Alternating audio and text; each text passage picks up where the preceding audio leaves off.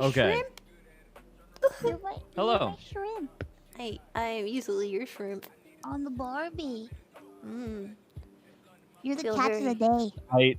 No, you remember when, like, the reason we met was Feel very because aggressive you towards prank, Connor. like, you and Mary Stealing your and Lumi heart. prank Oh. called me. One day we will fight shirtless to the death. And over, then, like, like, a I flaming wasn't informed lava that cake I was pit speaking to with those thousands of giant foam people swords. until after the fact. I belong to you. Fuck that guy. I think I'm okay. Wait. Click. Okay. So- Oh shit. Mute that shit. It's fine. I still remember you asked me All right. what it would be like I to be know a that. hot pocket. We got a prime gamer over here. It was wholly remarkable. I've never. Heard It was that not an expression experience before, that Chicken. I You ever know thought what? that I would probably have. Invented it. You like Samsung's new voice assistant? I've seen so much No worries. porn of it. Yeah, Okay, the way I there we figured go. we'd do this is you would just play it on YouTube and you could share your screen with me. So that way you could just pause whenever you like. Oh, yeah. Wait. Hmm? Yes. Yes. Yes.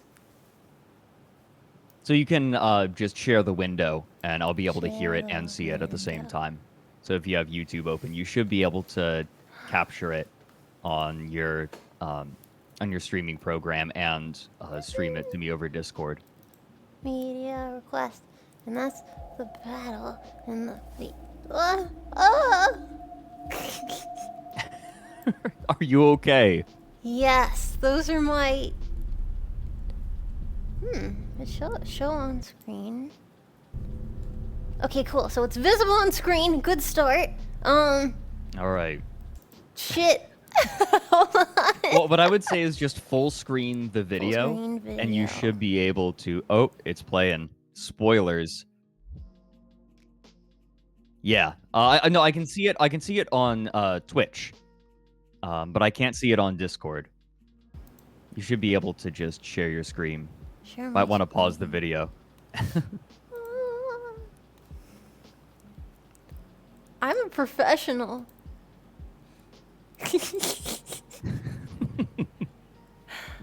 It'll be okay. We'll figure this out.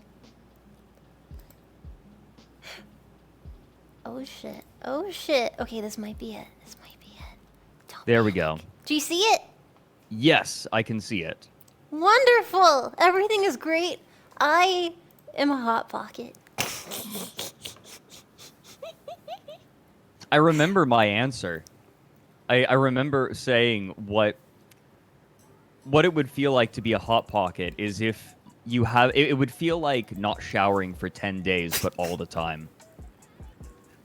I remember this vividly.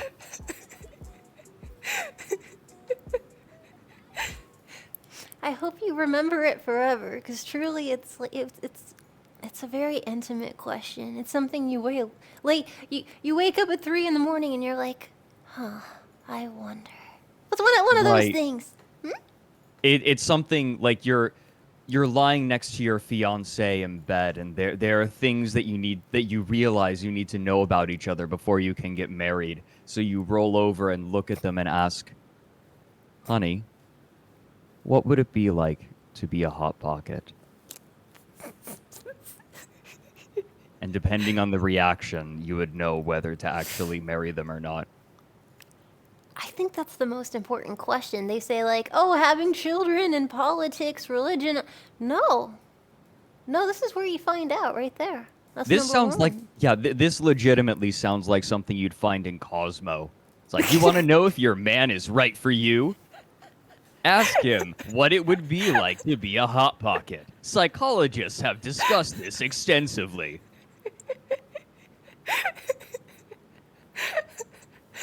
I asked my fiance what it's like to be a hot pocket, and you would never believe what he said.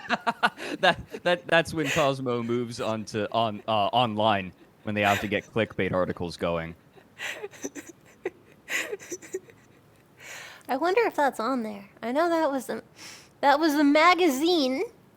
That was a magazine, but did it become a computer magazine? Right, like do you have to spend like $12 a month to get their articles? Oh my God. I I would never be so insulted if someone put out an article that said like that you need to ask your man these questions before they can get married, and then it's behind a paywall. Like if you want to learn about, like if you want to read more articles, if you want to learn what you have to ask your man before you get married, pay us 15.99 a month. I'm It's on like, the edge of no, my seat, yo. oh my God, they're holding your marriage hostage. They're holding your relationship hostage. They're holding your future hostage behind a paywall, just like New York Times, where they're like, the world is going to explode in the next 20 minutes.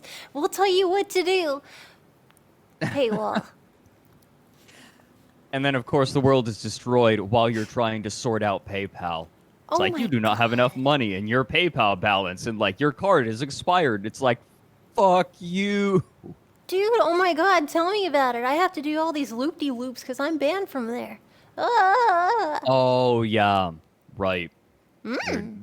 puritanical madness.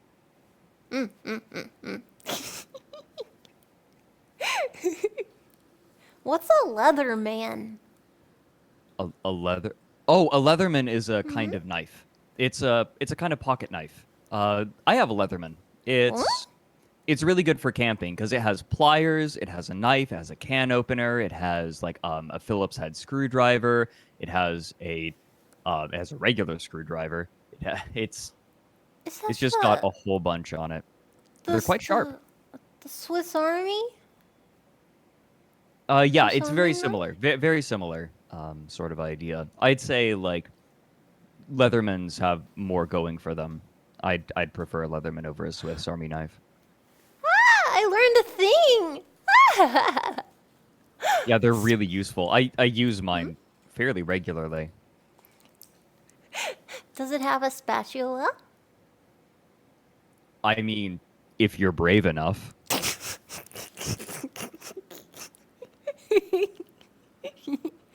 Anything?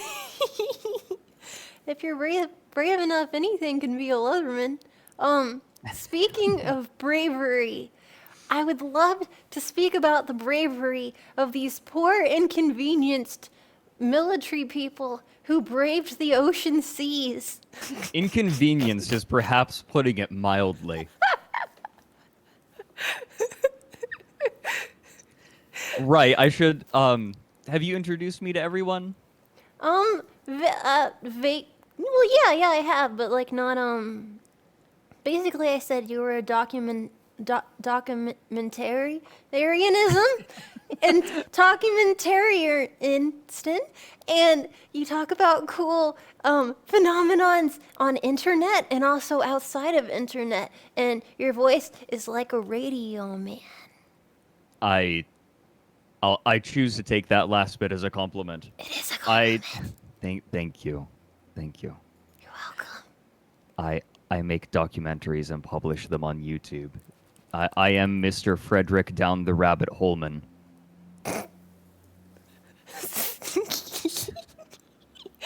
That's my shtick. I also told them that it is a week of jubilance and delight. We must be merry, for he has hit his first million. I finally I've been around for almost 5 years on YouTube, and I just hit 1 million subscribers. So it's the timing of this video release is rather prodigious. Pro- pro- Prodigious. It just makes sense, right? Like this video is releasing, and I'm hitting 1 million subscribers. It's an unlikely event that is rather fitting. I learned a new word too. Oh, we're learning so much today, science team. We're a science team, thus we Though love it's learning and research. if you want the dictionary definition, I looked it up for you. It's remarkably or impressively great in extent, size, or degree, or in this case, how I used it, unnatural or abnormal. Am I prodigious? It, are you what? Prodigious? Prodigious. Your existence is rather prodigious, I would say. Yay! Yay! It is a good day. I'm happy. You are on the cusp of new technologies and new modes of interaction. I would And say you you're- are prodigious. You're prodigious because you are a talking owl with emo hair bangs. It's very handsome. Is that a what? Ah! What? What? That did not sound like an owl. Ooh. Ooh.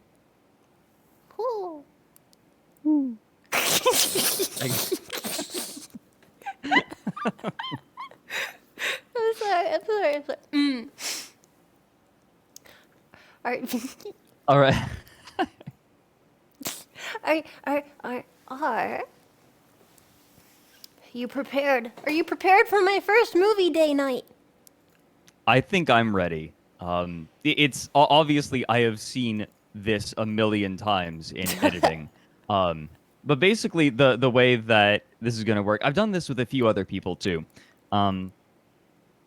Chat is allowed to ask questions and Melody is allowed to ask questions. I have way more information in my head about this than I put in the video, and this is an hour solid of talking.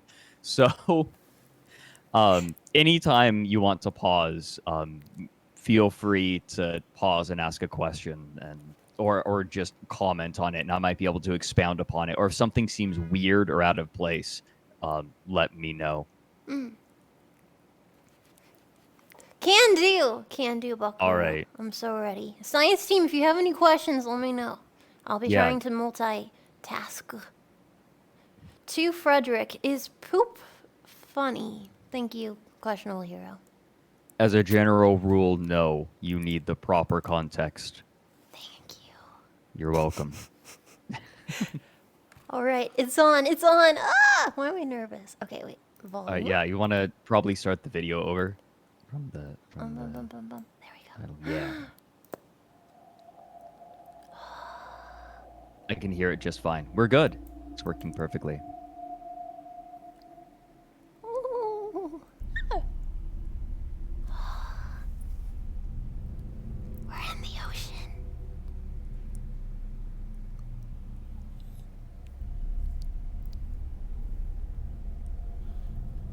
Ah.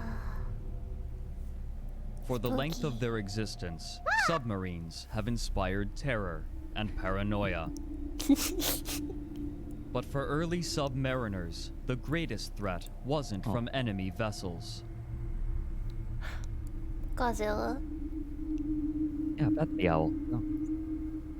The era greatest of threat owl. was from their own. For nearly 80 years, the depths of the waters off of the Isle of May harbored a secret. Only when divers stumbled upon a wreck was the court-martial for the Battle of May Island released, and only reluctantly, as it constituted one of the most embarrassing and absurd moments in the history of the Royal Navy.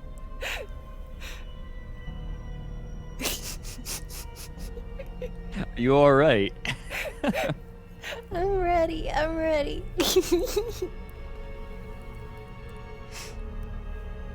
The music's so spooky. My composer did an amazing job. Oh, no worries about DMCA. All of the music is original. No one be afraid. He has gone above and beyond to make sure he doesn't get demonetized or DMCA'd. You can't touch me, You can't- YouTube. In the beginning of the 1900s, You naval can pet me, that's warfare fine. was undergoing rapid changes. Only 50 years prior, European navies had begun abandoning wooden ships in favor of iron ones, driven by steam engines. And in the intervening decades, admirals theorized and drafted new designs. I have a quick question. I'm so sorry. Yeah, of course. So, trains have had steam before. Of course, yeah. Have planes had steam? Planes, I think, needed petrol from the beginning. The problem is that steam engines are extremely heavy. Like, they can produce decent amounts of power, but they are quite heavy and they require a lot of fuel. And so planes need to stay light and so the fuel needs to be much more weight efficient. So power planes probably wouldn't work. What about submarines? Oh, that is a very good question that you're about to have the answer to that. I'm ready. I'm Their ready. most crucial decision was how they would balance the three key aspects of a warship: speed, armor, and firepower. Increasing any of these would inevitably mean decreasing at least one of the others to accommodate it. However, Fair. in the absence of major fleet action, there was no way to properly test the particulars of this new form of naval combat. That's and not so, great. The admirals were forced to speculate about which factors would be most important in an engagement. And in the British Royal Navy, there were few as vocal or certain of their opinions as Sir John Fisher. Fisher had long served as a respected member of the Navy, and by 1904, he was the obvious choice for First Sea Lord, the man who would coordinate the readiness of the entire fleet. The Unlike Lord of his the Sea. contemporaries, he had few qualms criticizing the Navy and its policies. Author N.S. Nash describes him so, quote, "Fisher was not a nice chap in the conventional sense. He was a dynamic, tenacious, pugnacious, argumentative, and extrovert character with an absolutely iron determination to have his own way. He was a bully. He was also a sailor's officer, and And held he's views wearing on lip discipline liner. well ahead of his time. He utterly eschewed the rampant snobbery that beset the Victorian Navy. Fisher had one overriding deficiency. He believed, without Iron? equivocation, that he had a monopoly on wisdom. He did Wow. not."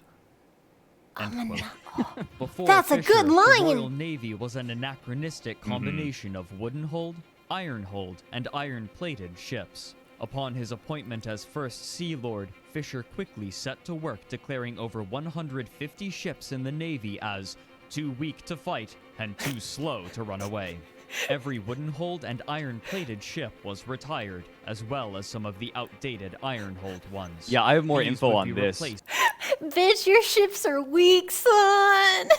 Man, okay, so like this is something I had to like refrain myself from going further into detail about this because it's not like this is background information, but literally like I don't think people understand how close we were in World War One to having like Spanish galleons sailing alongside dreadnoughts. Like the British fleet was like at the turn of the 1900s, because World War One breaks out in like the 1910s. In like the 1900s, Britain still had ships of the line with like rows of cannons and made purely of wood. And they were trying to balance the budget by saying, "Oh, iron ships are too expensive.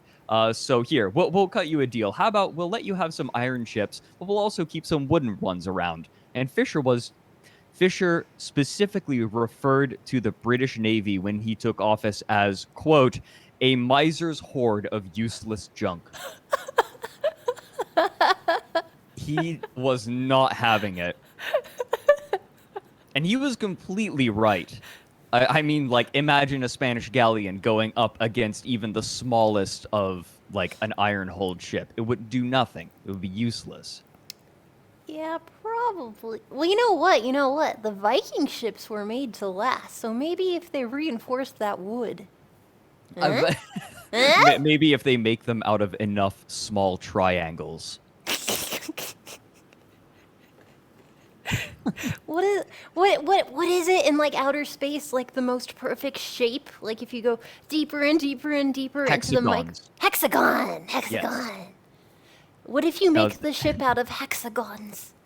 I still think the wood would splinter.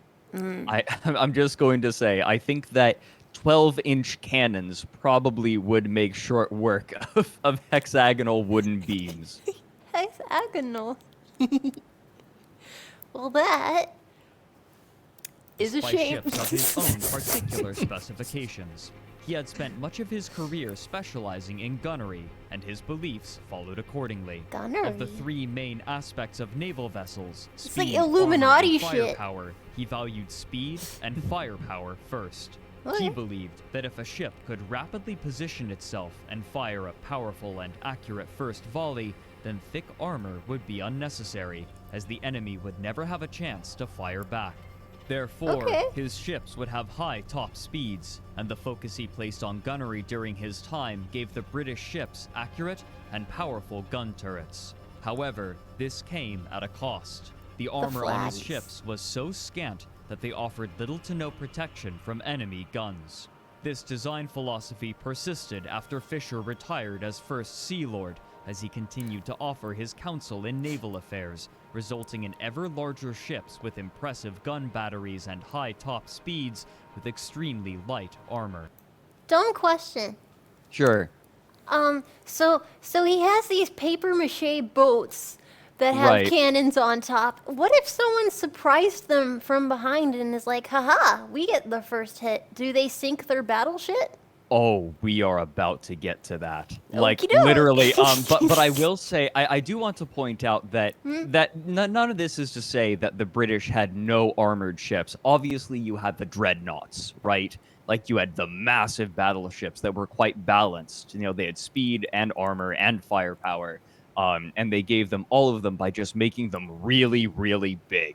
The idea being that if you want to increase any of those factors, you have to put more weight on the ship, and therefore it's going to sink deeper into the water. So you need the ship to be larger to be more buoyant to accommodate it. But there were massive ships that had armor, speed, and firepower. But he particularly was fond of his battle cruisers and his destroyers, which were like thin, and it made them even more vulnerable than they already were, and we're about to get to why. We are also fond of battle cruisers, but ours have shorter skirts. Ha ha ha, anime. Yeah, that's right. I see a lot of people saying Azurine. Yep. Guys, which sexy girl is this boat? So this is, I believe that this ship is named, I think this is the Inflexible, actually. Oh, I think so. inflexible. Or is this, this ship makes an appearance in this video, like, as a character, basically. Because they were, hold on, so the battleships were the Warspite, the Valiant, and the Barham. And the battle cruisers were the Australia, the New Zealand, the Indomitable, and the Inflexible. I'm pretty sure this is the Inflexible. It's very, wait, came, wow, attractive. It is a handsome boat. There we go. Oh yeah, they're beautiful. Look at that. Look at that cannon. Gorgeous. Which On one? the front. Oh, the little. Yeah, Oh. those huge cannons, multiples. I'm looking at the crow's nest up there, and it looks like there's a Ah. tiny boat up there as well. Oh God, you're right. I'd like to imagine it's an escape pod. Abandoned ship, pull the lever, and it just blasts off into space.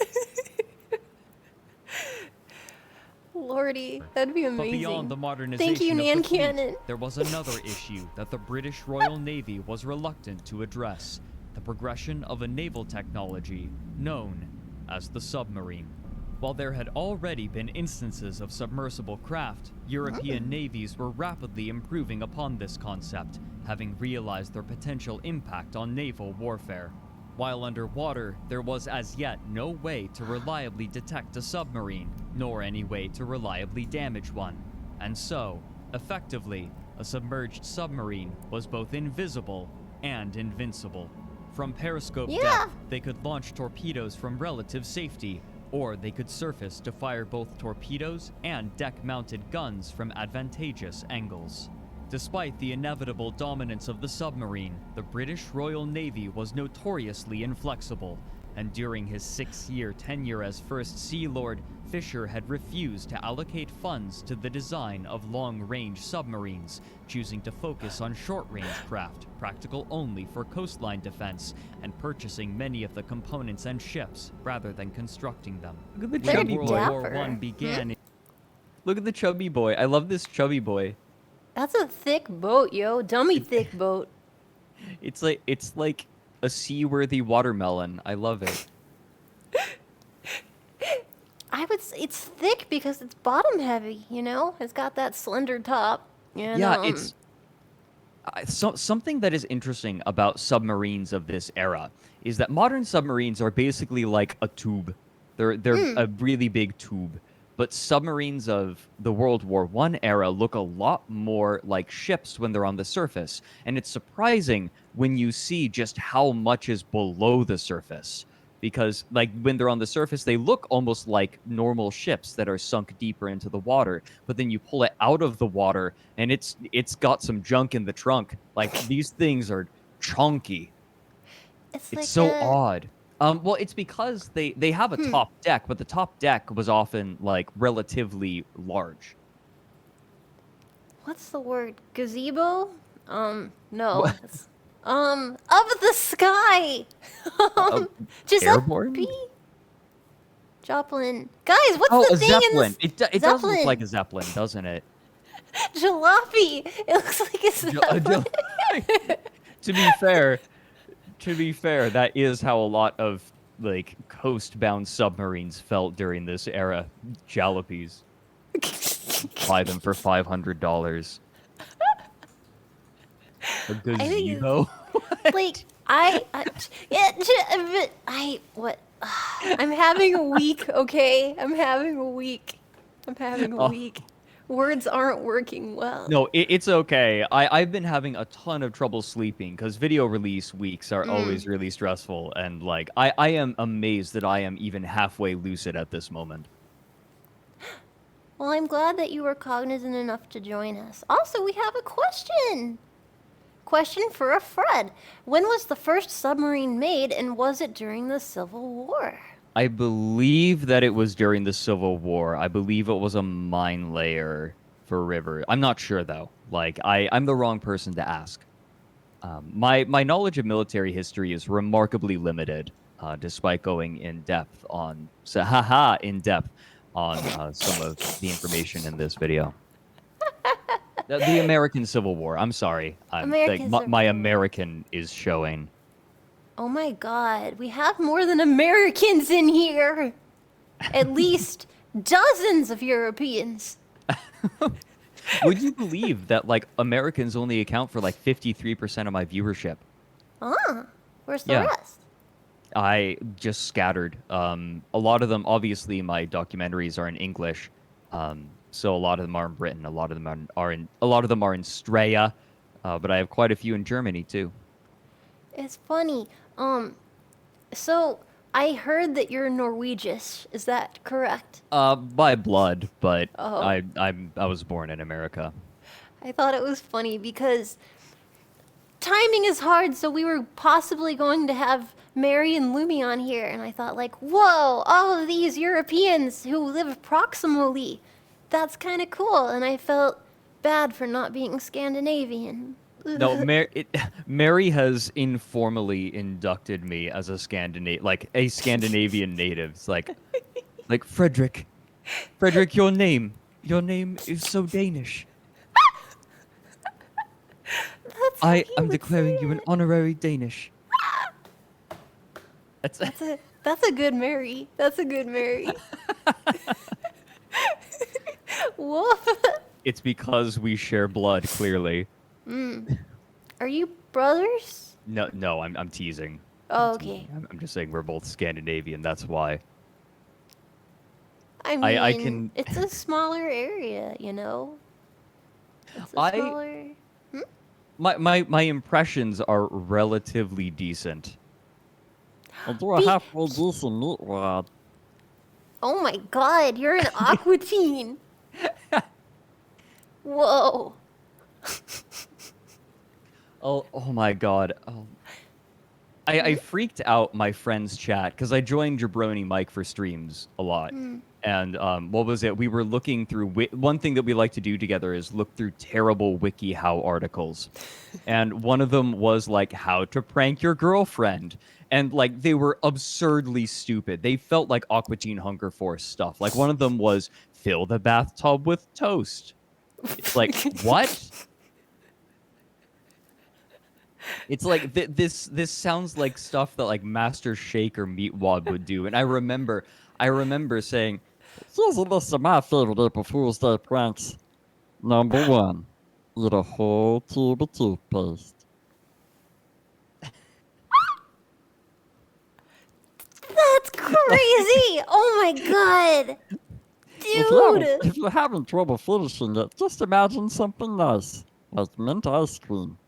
Mm-mm. This is free. Oh yeah, I guess Meatwad does sound like Stitch a bit. Oh yeah. Well, I have a little bit of similarity there. Although Meatwad would wipe the floor with Stitch. That's not true. Stitch would absolutely destroy Meatwad. He would murder the shit out of that meat. I guess. While Shake is on the sidelines, like cheering him on. He's betting. He's probably betting. Yeah, he's Betting he's no trying, one. he's I have trying money to on get this. He's trying to get Frylock to bet, and then Frylock is like, "No." He'll be like, I bet you $10,000. No, okay, you owe me $10,000. You. Right. Or like It's- he convinces Carl. He convinces Carl yeah. to like place a bet on Meatwad. Like, oh no, I didn't need my life savings for anything. Nah, take it. I wish I could do voices. That's fun. I'm sorry. I'm distracted. I'm sorry. It's okay. No, this is the point, right? Oh yeah.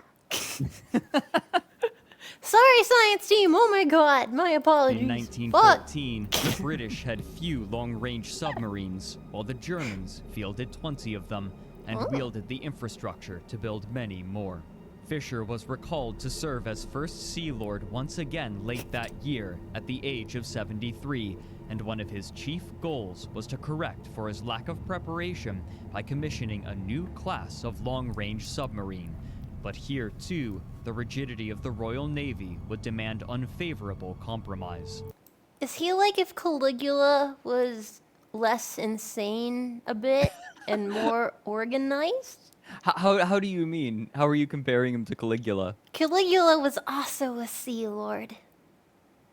I guess, yeah. Like, I guess the thing that people remember him for, like a lot what people remember him for was for his decadence, but those records are written by his enemies. I mean, there's enough documentation to where you're like, there's a lot of overlap. It's, I don't know if you could really like. I get really harsh on Fisher in this video, but he did a lot for the Royal Navy. He modernized it, and he was a bully for sure. When they say that he was pugnacious, right? Like he'll get into fights with people, but he really did seem to care for the people underneath him. He was a captain. Okay, are you ready for this? About Lord Fisher. He demanded that everyone. So before he was First Sea Lord, he was a captain, right? Like he captained a ship, and he demanded that everyone aboard his ship learn how to dance. He sounds like Caligula. Okay, yeah, no, you're right. Yeah, he sounds like Caligula. Is You're right. Caligula that had them fall off the sides of the cliff from the dancing as well? Did he? Was that a Caligula thing? Oh my god, it could be. Who's the one where he's like, all of you will dance. You will dance until I say you stop dancing, and you will drink until I say you stop drinking. And they kept like, and they were on the top of like on a cliff, and they're like, haha, we've been dancing for days. We really don't want to be here. And eventually they were just falling off the cliff over and over till there were piles of bodies of no longer inebriated citizens. And I think the purposes behind Fisher wanting everyone to learn how to dance was a little bit different. He thought that it Really? helped teach Nero, thank cohesion you. and grace and coordination. And I think he also just liked dancing, but he at the very least couched it in, some sort of military philosophy. Sure. If you can cha-cha, then you can be aboard this fine ship. Oh, right, yeah. Before you can man my cannons, you must tango with me.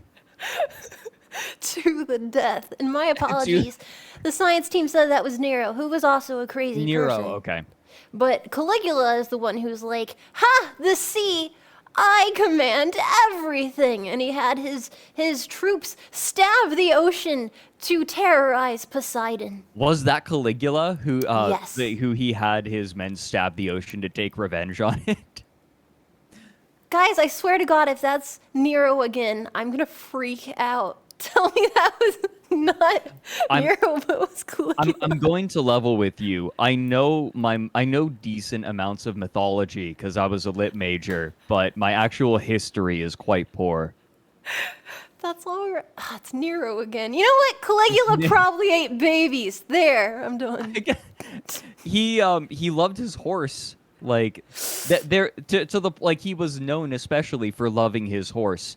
There's even a really good band named Caligula's Horse. Funny enough. See, I know he was he's historically known for his. Yeah, decadence is a good word for it. Yeah. Wait, how much did he love that horse? That's not a Twitch conversation.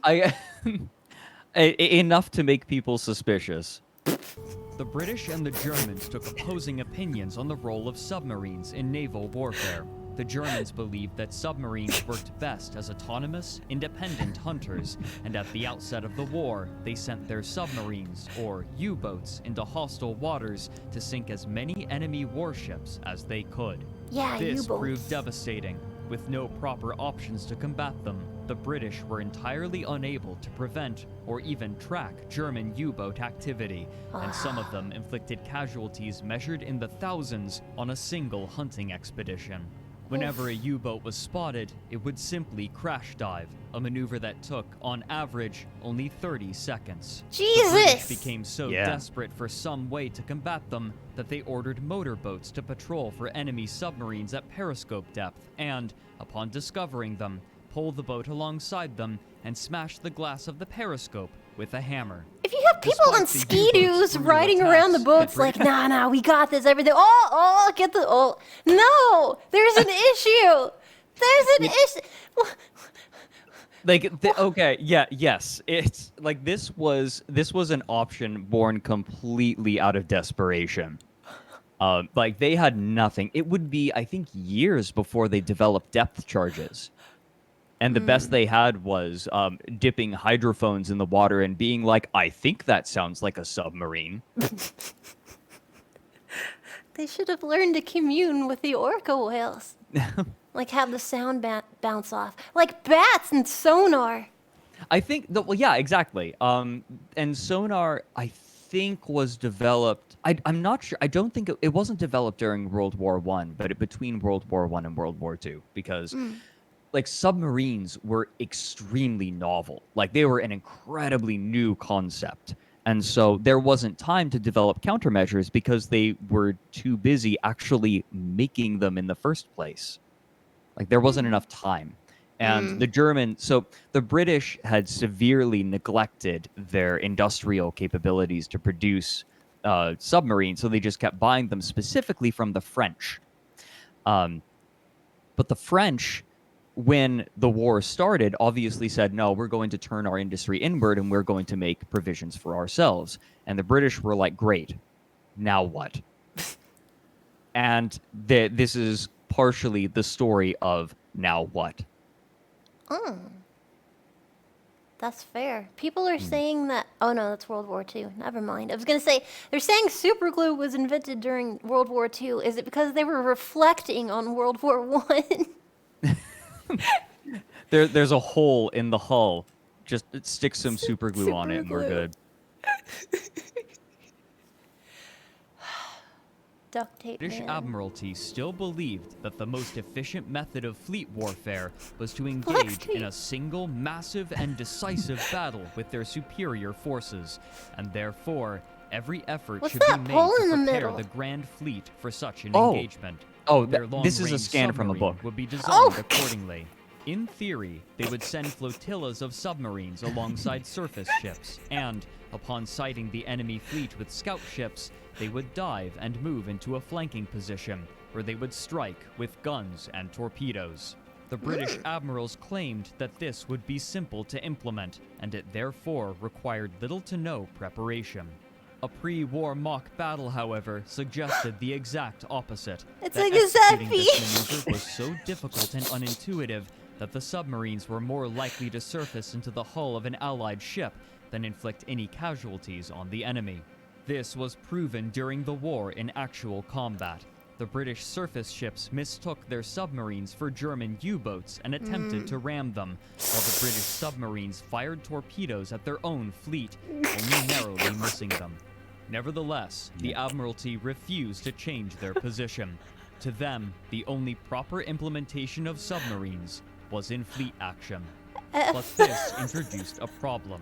According to British naval doctrine, fleets were to move at a pace of 21 knots, and despite the theorized power of submarines, the admirals were apparently unwilling to slow their fleets to include them. And so, Fisher approached the engineers with one demand in particular: that the new submarines have a maximum speed greater than 20 knots in order to keep pace with the other ships. Typically, submarines would use diesel engines while they were on the surface for greater speed, and then use batteries while under the water. However, the British had never developed the means to produce a diesel engine powerful enough to propel a submarine greater than 20 knots, and now that the Great War had begun, it was impossible to commission any from other nations that had such capabilities. So they the gave engineers, up. however, had a solution. They didn't have Steam time. engines. While the diesel engine was a relatively new technology, steam engines had seen commercial use for nearly 200 years, and there was no question that a submarine with a steam engine could reach speeds well beyond Fisher's demands. The But- concept had been tested before in a small French submarine, which utilized retractable funnels for the smoke. However, while in enemy territory, a swell had bent her funnel, preventing it from retracting and allowing water from the waves and the rain to pour into the boiler. Immediately, the suggestion seemed outrageous. As author Don Everett put it, instinct and common sense had told Fisher that boilers, funnels, and submarines did not mix. Rather than entertain this idea, Fisher ordered the engineers to devise a way to increase the power of the diesel engines. But while this engine was being designed, the German U-boats were continuing their hunts in Allied waters. Yeah. Scouting patrols were reporting false positives or identifying them incorrectly. Admirals and engineers were struggling to discover viable countermeasures, and the U-boats only continued to grow more aggressive and more numerous. Things Mariners are grew going paranoid, well. and at one point, rumors began to circulate about a U-boat that had been spotted traveling at 19 knots. In truth, there was no U-boat that could travel at 19 knots, but the Admiralty believed these reports all the same, First Sea Lord Fisher among them. During this time, in early 1915, Germany began its campaign of unrestricted submarine warfare, destroying ships indiscriminately, including neutral and merchant ships. Then, Fisher received word that the new diesel submarines would only be able to reach 19 knots, too slow to keep pace with the fleet. Is that why my snack packs never came in the mail? Yes. Damn Believing it! he had no other option, Fisher returned to the idea of steam-powered submarines, and, reluctantly, he approved the first run of what would be known as the K-class. However, K-class. he demanded that they also be fitted with diesel engines as backups. The first K-class submarine would be completed almost a year later, in May of 1916. The best submarine Yeah, it's got captains the in little the K on fleet it. were recalled to command the K-class vessels, and they set about familiarizing themselves with this new craft. However, as they took to these ships, their excitement invariably turned to concern. The most obvious Has issue he heard of was their eyebrow size. threading? While most submarines were relatively small, the K-class was utterly massive, Wah! measuring at 103 meters in length, or 339 feet. This size was necessary to house its bulky steam engine, capable of propelling it to 24 knots, but this also meant that maneuvering was ponderous, and its turns were wide. While this was perhaps expected, the size introduced an unforeseen problem. When nosing down to dive, the deck would act as an extra hydroplane, pushing the submarine down much harder than intended. Shit! Nearly, if not every K-class submarine touched the bottom of the ocean with its nose at least once due to this issue, some lodging themselves in the silt while the stern hung helplessly in the air. Yeah. This issue was addressed partially sometime later when bulbous bows were attached to the front of the vessel. But the K-class's maneuvering problems extended beyond its horizontal movement. I figured it out. I figured it out. I figured it out. Here's what you do. Here's what I'm surprised they didn't do it. They'll probably cover it.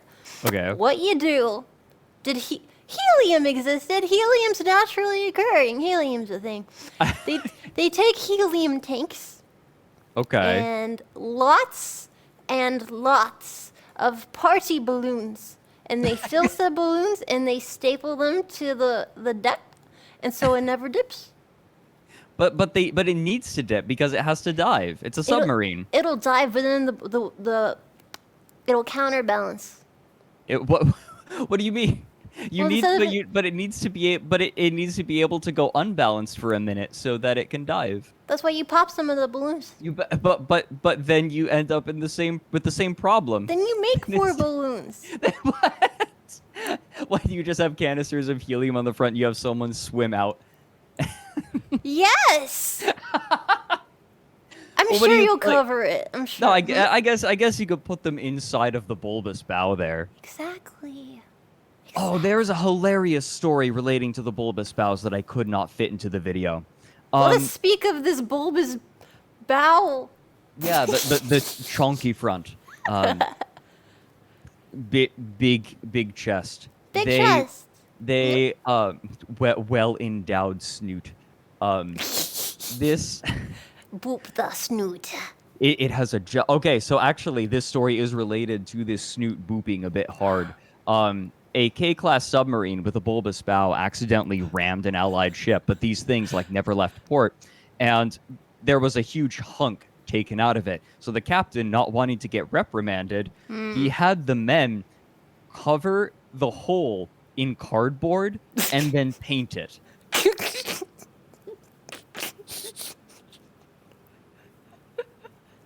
Oh my God! Was this person me? Well, I mean, you would have been a genius if you did because it worked. They never noticed. At one point, they had to dive and it all fell off, but that wasn't until it was after the person in charge had left. So it was apparently really convincing, at least from the distances that they were seeing it. They called in their best shaders. Anyone that's worked on a high school play, they're like, "Come in, we need you now. Put some clouds, just everything. There you go. Beautiful art. Thank you."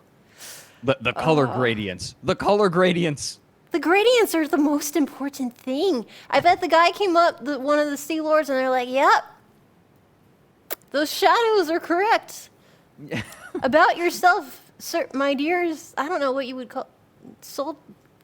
I doubt the word. Mateys. Mateys, there we go. I doubt they'd say my dears. Matey, probably. Oh my God, what if, so Lord Fisher demanded that all of his men learn how to dance. What if this guy demanded all of his men learn how to paint? And then he, smashed the bow. He looked at the bow for a second and he said, "It's my time." He rips off his shirt. This is my time. Yeah, exactly. Someone get the oil paints. This man is crazy. Oh. Well, in The Simpsons when groundskeeper Willie rips his shirt off. I think I do. To get things done. It's like that.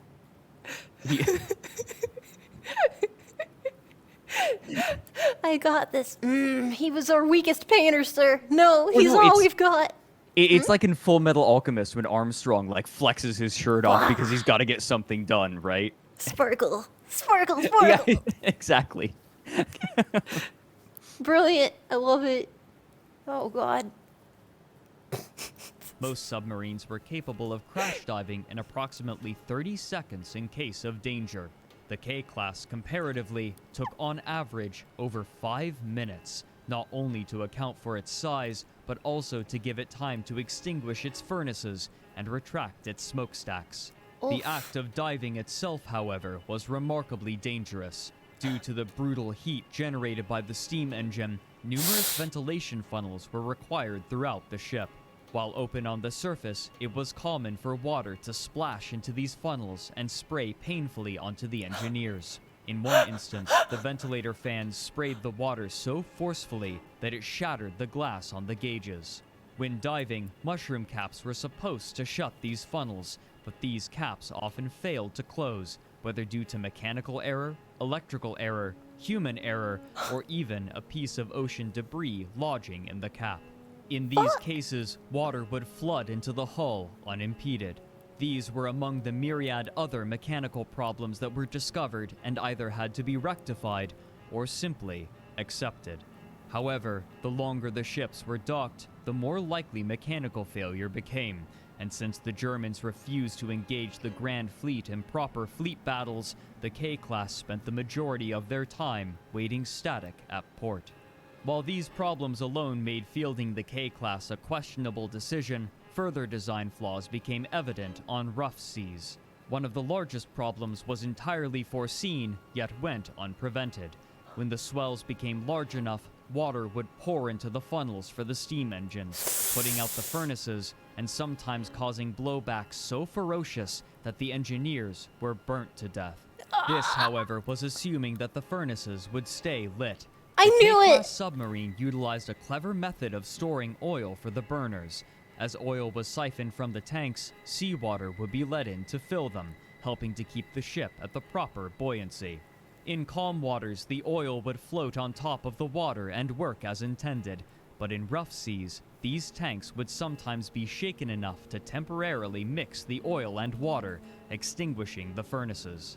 On calm seas, if the oil pump wasn't turned off before a dive, then it could flood the boiler room with oil and catch fire, burning the equipment and the people inside, as it did at least once.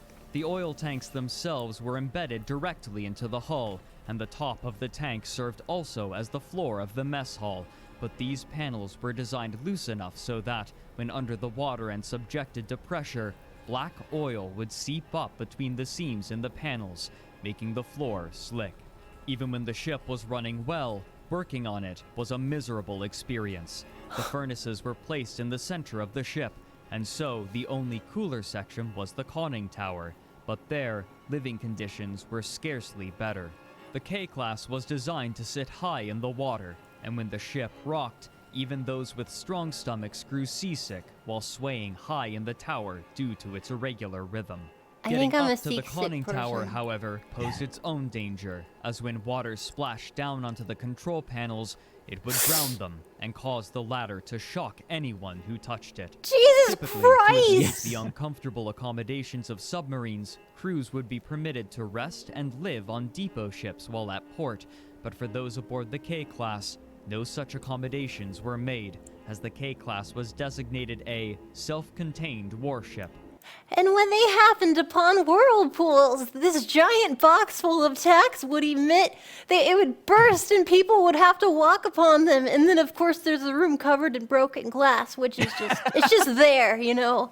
That's standard military something. No. So you have to cross through the tacks and then the broken glass. And then, oh, don't get me started on the quicksand room. The quicksand room was more of an artistic choice. Like that's an aesthetic thing. But it would be horrible. Oh. And when people are given a choice, they're like, would you like to be in this gentle K-boat? Just do upon the ocean, just looking around, or would you like to be sent to your death? To which they would say, send me to my death. You know, you joke, but there were legitimate mutinies. People refused to get aboard the K-class, and they had to be coaxed aboard. It they had Like to be what? You fought throw on. treats? How do you get someone on this boat? I'm sure they talked about it. Like, hey, here's what happens on there. So the K-class, I mentioned this in a minute, but the K-class developed a reputation for killing their crews. And so basically, the captains had to take their ships out on dry runs, no pun intended, and show hey, this thing can sink and surface. And then the men would be like, all right, because it's World War One. They're afraid of reprisals, but they're also afraid of the K class. So they have to sort of consider: is it like which is more dangerous? Am I going to risk getting aboard this ship to avoid the reprisals? One person in chat Submariners are said, crazy. what do you say? Oh, her hair doctor said that they were threats and spankies. That is a good.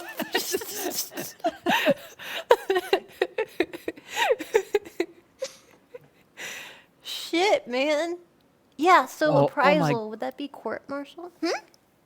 You could probably. I don't know if you would get court-martialed for it. I'm not sure about that, but you might get imprisoned. You probably. So they're basically like weighing prison and punishment, maybe fines. And then eventually like discharged. But that's especially in World War One. The people weren't really given a choice because early on in World War One, so Britain was the only country that had a proper professional army, but they all died at the beginning of the war. So then they had to start Bagel. recruiting. Like they started by just drafting people, but then they started recruiting drafting children and older men. They eventually just had to keep widening out the age range of people that they sent to die because they were running out of people, and they had to force them to do it somehow. They've. Yeah, World War One was brutal. Why didn't someone just risk their life to sink all of the K boats for everyone as a hero? Well, I think that the K-boats were doing a pretty good job of that themselves. But not fast enough. Not and fast the enough. people aboard it. That is It's true. They were complicated. It's complicated. 16, 18, 11. You know what? It's fine. They can fit on a boat. Thank you, Yeah, if they're Night smaller, then they can fit on the submarine easier. The Snowpiercer effect, and that went perfectly. Brilliant. Oh. This compounded with the reputation of the K-class for killing its crews, and in response to this stress, the men assigned to these ships regularly. Who is that dude in the back? That harbinger of doom. You know what? He really looks like he belongs in the game The Return of the Obra Dinn. I don't know that game. Oh, he looks kind of crusty, doesn't he? Do you think they can see him? He looks like an SCP. Yes, he does. Oh dear. Like he just appears on submarines. He's not on the crew manifest. There's no record of him. He's just going about doing like menial tasks.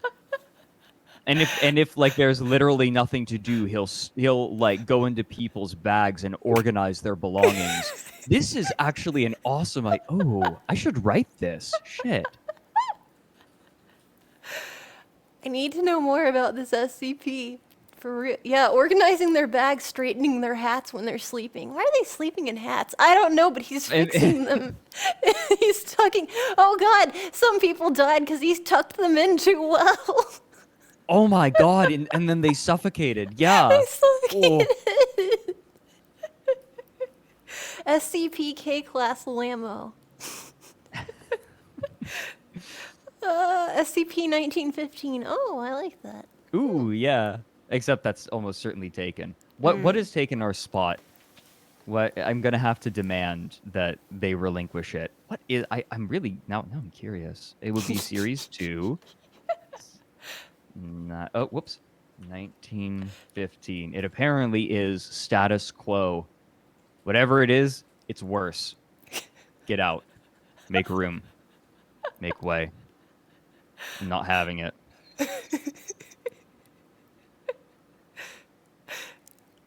I love this.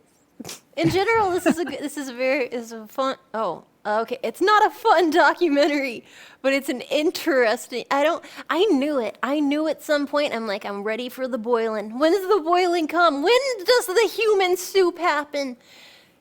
It happened a lot. It happened a lot. And we're going to get into a this video is named and it is focused on one particular incident that we'll get to. Oh. Yeah. SCP-1915 is a 33-year-old man who just kind of not happy. Oh my God! Wait a minute. They're right. SCP-1915 is a Caucasian man, 33 years old, of an unexceptional build and height, identified as redacted by the documents it was carrying on its person at the time of its retrieval. A background check revealed no relatives or close friends. SCP-1915's anomalous nature stems from a localized causality abnormality, which negates any significant long-term changes to its body, personality, memory, or lifestyle. SCP-1915 alters reality in its close vicinity as is necessary to maintain its personal status quo. SCP-1915's effects are largely limited to non-living matter manipulation and internal mental manipulation, and are incapable of permanently affecting living creatures other than 1915 itself. SCP-1915 does not appear to be aware of its anomalous properties, and the mild to moderate discontent it expressed concerning its life during several interviews suggests it possesses limited, if any, control over them. SCP-1915 is unaware of its containment, believing it is still employed at the offices of the now defunct Redacted Corporation, where it was recovered. That's a good... Ah, damn it! No, that's a good one! We can't get rid of that! I'm getting chills! We can't get rid of that one. It's too good. There are logs, but they are, like... It is him. It is him! It is him. We found him. Oh no, Fred turned into coffee pasta. SCP-1915. Oh, God. Just change it to name him SCP-1916, lol. Move him. You know what? He'll be fine. If we try to... Oh no, if we try to move him, he'll just affect the status quo again, and he'll end up as SCP-1915 again. We can't move him. Shit. Fuck! Maybe we can take 1916. SCP-1915-K. Hey, there we go. Well, wait a minute. But that means that it has to be a part... Ooh, oh yes. What if he's a variant? What if he is another instance of SCP-1915? And it's similar enough that they decided to designate him SCP-1915-K. Except the status quo for the K class is killing all of the men aboard it. So he always makes certain that every time a crew boards it, some error occurs and kills everyone aboard. So his status quo is death. Holy shit! So every time they raise the submarine and try to fix it and try to make it seaworthy again and assign a new crew, they all die too. Holy shit. SCP Death Klaus. Oh man, that's clever. Death Class, Death Klaus. Whoa. SCP They call on the him. spot. They nickname him Klaus. Maybe. The Death Klaus. Death Klaus. Oh my god, this is amazing and I love it. Wow. I'm sorry, my brain is borkled. I love it. Jeez. Omniscient. You heard of Ghost Ship? I have not. Where a soul from hell uses a broken down ship to kill people to collect souls to take his place in hell? I have heard of that. Well, this guy uses a ghost ship. He's a demon. This is kind of like a brutal version of what was it? What's it called? What's the experiment where the ship was teleported? I know that someone in chat is going to know Chat, exactly what I'm know. talking about. Chat, what's it called? You're They brilliant. they will know. Um, Philadelphia the experiment? Philadelphia experiment. There it God, is. you Yes. guys are smart. Fuck. Yeah. See. It's fairly well known. I This is don't. like a version of that. Yeah, I've never heard of it. I can look into it though. It's a conspiracy theory that states experiments were performed to make a ship invisible, Oh. like cloak it essentially. But the experiment ended up teleporting the ship instead temporarily, and some of the men who were teleported were fused into the hull. I honestly am not terribly educated on the Philadelphia experiment, but that is the gist of it. It also is what created one of the main characters of Umami's interface series, which is excellent on YouTube if you like spooks. I've been slowly, very carefully watching and reading creepypastas so that I can be less afraid of everything, and it's not going well.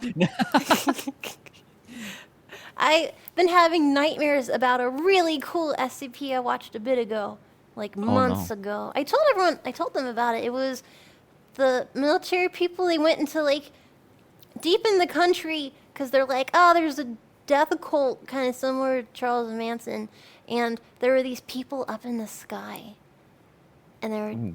trying to figure out like why are they up floating up there, and do you guys know the name of that episode? What are you Meow. talking? This Overlord? almost. Oh, Overlord. This is Yeah. I think no. This is the Oats. This is the Oats video, right? Evan Oats Studios, Royalty. right? SCP. Yes. Hold Yes. on. Yes. Yes. Yes. Yes. Yes. Oh, I'm looking. I want to make sure that I'm getting this right. It was. Or no, it wasn't Oats It, Studios. Hold on. I'm thinking of something else. I was thinking of Firebase. I'm sorry. Or oh, I was okay. thinking of the name that I was thinking of was Zygote. Ooh, that's something that you should watch. Zygote. Zygote. I would highly recommend it. That's a It's hands medical. all the way down. Hands? What? Yeah. Oh yeah. Oh yeah. What? Zygote's good. But okay. So you're thinking of Overlord. Yeah. Apparently, Overlord had a really, really, really small budget. Yes, I've been saving this because I've seen the other project that they did about the shy guy. I think it was the same people. Yeah, Evan Royalty, I think also. Like he's done Yeah. a few SCP films and I've been saving them. And I need to watch them. I'm sorry, I'm just nerding out now. I'm sorry, What? No, chat. that's I'm ruining the stream and nerding out. What? No, that's nerding out. No, this is the place for such tomfoolery. Excellent. This is nerd friend. It's a safe I'm space for nerds. I'm accepted here. You are. We give a hoot. We are nerd for we are many.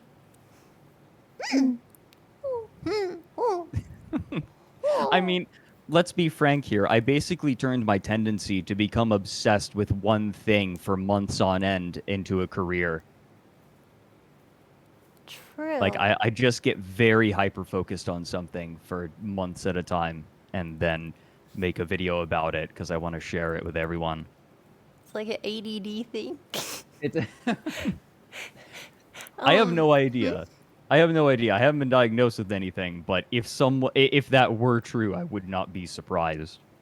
I diagnose you with being a nice person. Aw, Mel.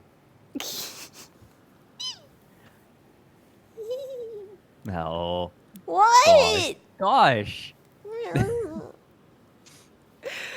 Ah! I remember when we met, the first time we met, so obviously I was invited into the call. We ended up chatting and you basically like let me ramble about what I was making about this video. So you're familiar with some of it. I know, but you were far too kind to me as I just rambled on. I like the ramble. Oh, I'm glad. I'm really glad. 1 second. I need to jump in. Wait, I just remembered. Oh, No problem. roar. Because I also have a thing later today, where I'm gonna be answering Curious Cat questions with some girls from VShojo, and Yeah. I'm going to tell them I might need a little time because I interrupt too much. I well, I will say that my suggestion. I need something to. Ugh, my mouth is dry. I am dehydrated. But this section, the first section, is about to finish, and I doubt that we're going to be stopping the second section very much. So Oh. maybe we could take an ad break after we're done with this first section. We can also do do you mind hanging out with me again? I'd be fine with it. I'm having a wonderful time. You wanna do a to be continued, and then we can also talk about your SCP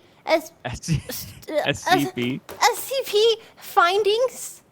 Ooh, that's an interesting idea. Like you can get together the thoughts, and we can. I will say, because you need to go in an hour and a half, correct? Like, that's when you're going to be answering the questions. I have on my Twitter. Right? Let me see. I'm sure chat will have the right answer.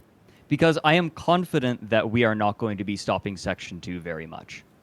And then it's just a short denouement. So I'm confident that we can do it easily within an hour and a half. Oh, wait, it happens in 5 minutes? Oh, God. Okay, yeah, no, okay. Nope, okay.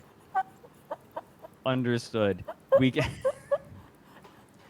You know what? This is everyone else's fault because you humans don't have a universal time zone. You don't have a universal fucking thing, and you're not all metric. What is this? Is not me. This is all of you. At least we don't have a tick rate. What? I'm teasing. I have a tit. Don't tick rate, like okay so servers especially that are like simulating games will update every every how many fractions of a second, so like an MMO, right? It will update the status of everything every fraction of a second, and the rate at which it updates is called the tick rate. Oh. By explaining it, I think I just made my situation worse. Rude! Ah!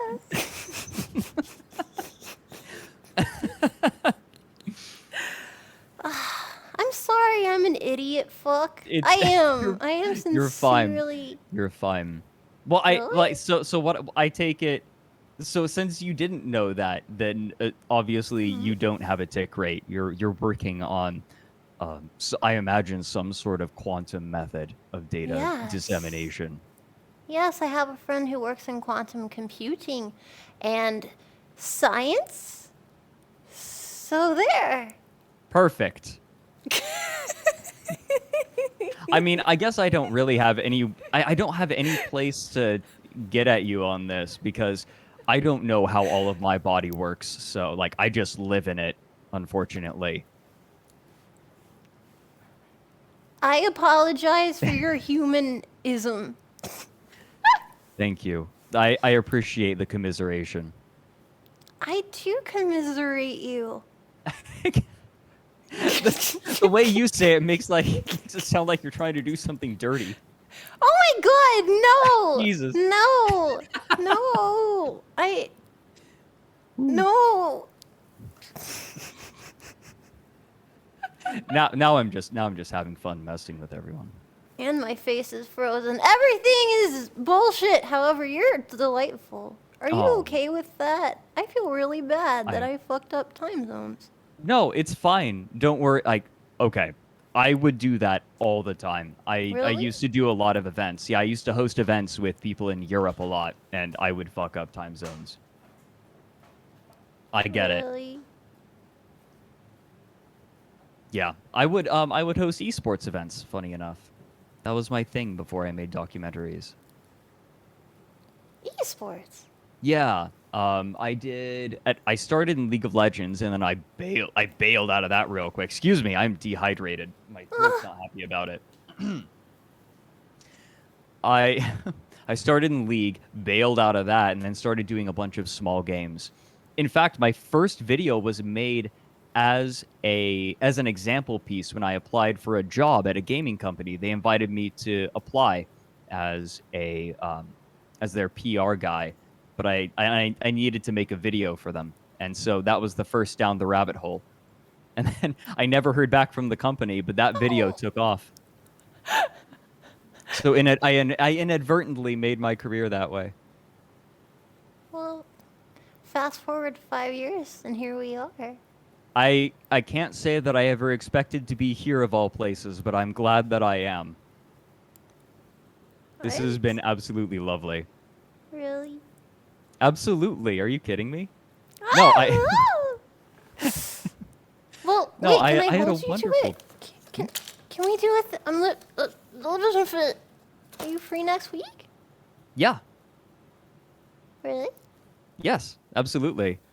I'm gonna etch. Wait, I don't have any ink. I'm gonna write your name in blood all over my booklet, so I remember.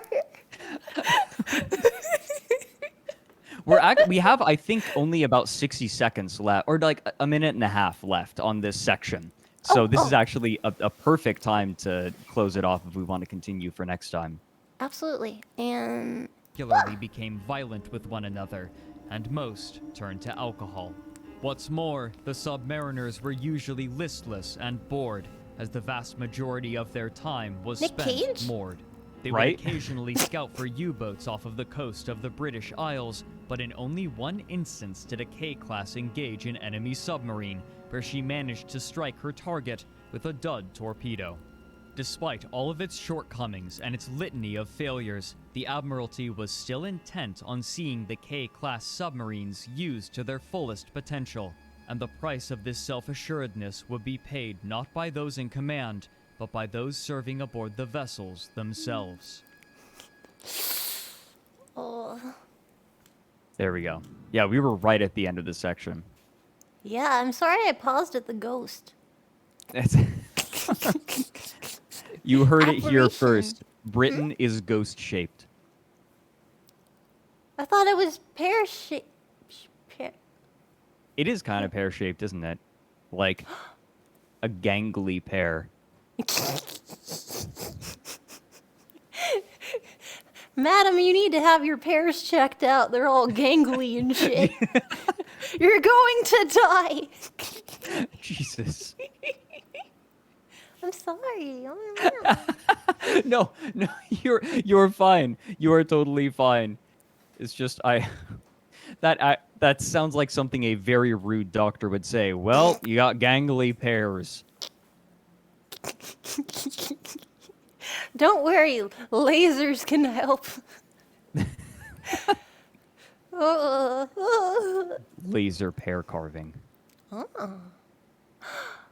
What if people carved pears instead of pumpkins for Halloween? Pears are basically gourds because they're all shapular like them.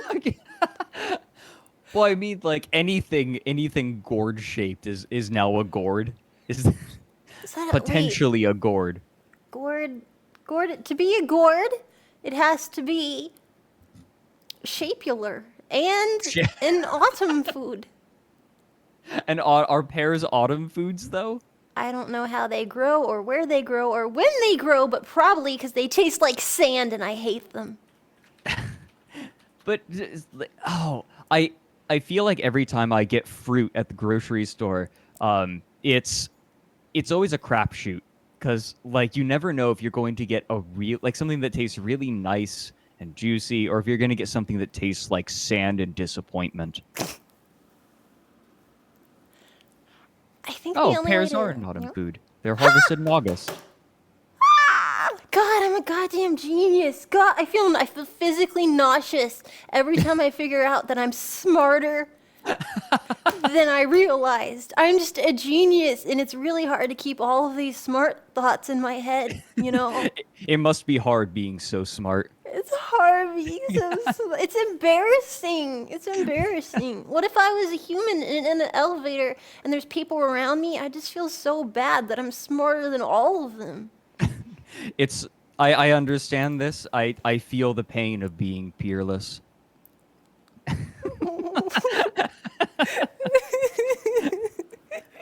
I can't help it if I'm the humblest person I know.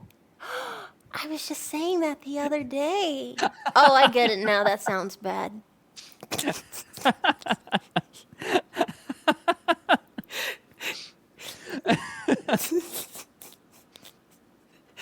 Oh dear. Well, I'm gonna say I'm happy. One, having it to be continued, I think is great because I love continuing things and anticipating things. So I love that. And also, this the stream was equally as violent as I thought because I thought. Like, it's already violent because of all the horrible that's happening, but also Right. you're an owl, and I thought you might do owl stuff, and that's also violent. So I It's- didn't know it's what to true. expect. I am perhaps a fickle keeper of knowledge. Wait, what was the sentence they said? Monopoly on Oh, wisdom? I remember that whole quote. Fisher, here, you know what? I can recite it from memory because I've spent so much time from this. Fisher was not a nice chap in the conventional sense. He was a dynamic, tenacious, pugnacious, argumentative, and extrovert character with an absolutely iron determination to have his own way. He was a bully. He was also a sailor's officer, and held views on discipline well ahead of his time. Fisher had one overriding deficiency. He believed, without equivocation, that he had a monopoly on wisdom. He did not.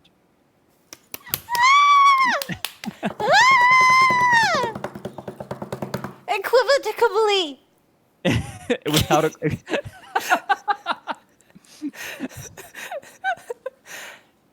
Nice, nice. Oh, dear. You're truly science, and I appreciate I am you- science. you're an honorary scientist.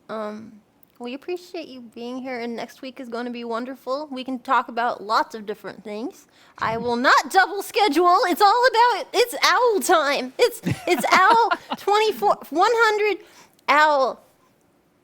100 owl. I am 100 owls in a trench coat.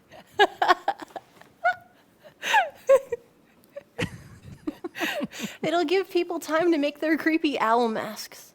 Perfect. Yeah, get prepared. I honestly doubt. I mentioned this before. I doubt that that we're going to be stopping in the second section because it's a play-by-play of the entire Battle of May Island, and it lasts for 30 minutes or so. My graphic designer went absolutely ham on this. He did incredible. Well, that's why the video had to be delayed a little bit because he needed time to finish up. But I think when you see it, you'll understand just how intricate it is. I'm It's- excited. My composer was amazing too. I have a wonderful little team. I love them. They do incredible work. I'm so excited. I really am. I'll let you go. I know that I've already made you late for your arrangement. You didn't make me late. The science team made me late. It was terrible. Hey, you don't get to take all the credit for this. I demand some credit. Listen, Fine. if I can't ruin at least one good thing a day, then have I really lived? Fair. Same here. Perfect. Everyone, We are in accord. Yes, we are an accordion. Everyone, say thank you for for our soon-to-be reoccurring guest for next time. Next week will be fantastic. Thank you very much. I'm sorry about the confusion for planning this event. By the way, I know we weren't we weren't certain where we were going to host it because this is an experiment. I'm trying joining streamers to share the video and share information with, but it's partially like, oh, I want to share it with people. It spreads awareness, but it's mostly because it's fun. It like, let's be honest, it's an excuse. I just really like sharing this information with people, and it's wonderful. I had a wonderful time the first time it came on, and I wanted to join again.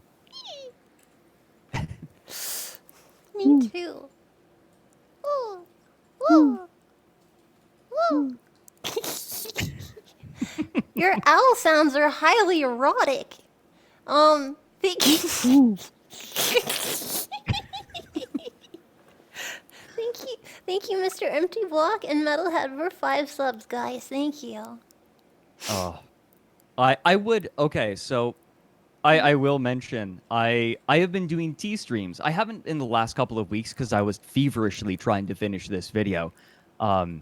But I do tea streams occasionally where I literally just have a camera on my tea set, like my tea tray and my gaiwan and my kettle, and I just sit there and chat. And you are absolutely welcome, and anyone in the chat is welcome to come and watch anytime. I'd love to. It's a good time. It's chill. That sounds delightful. Wonderful. No obligation. No demands. It's okay. I'm happy to come stalk you. Oh, thank you, Great. Loya. Great. For 5 Good. subs. Thank you. Okay, fine. Then I will write you a little later and apologize profusely. No, but I'm sorry about, like, we were talking about how we were going to, like, where we were going to do it and how we were going to do it, and there was a lot of confusion. There was a lot of trying to get it sorted at the last minute. But I'm glad that we could get it working because I had an absolutely wonderful time. I did too. Shut up, chat. Oh my god, you're embarrassing me. Chat, I will be back in like 5 minutes. Go get a liquid.